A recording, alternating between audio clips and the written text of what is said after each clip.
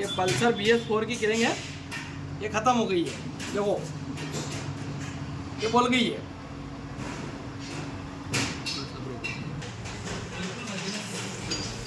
ये पल्सर की BS4 की नई किरिंग आ गई है। इसको चेक कर लेते हैं, कभी आउट हो तो बैलेंस आउट हो जाता है।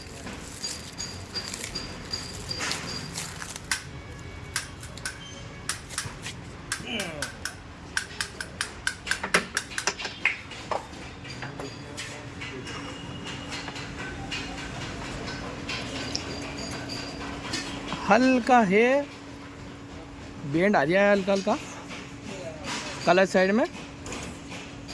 मैग्नेट बिल्कुल सही साइड है। अब मैग्नेट बेंड रहता है तो आयल सील खाती है, बस ठीक है, कोई बात।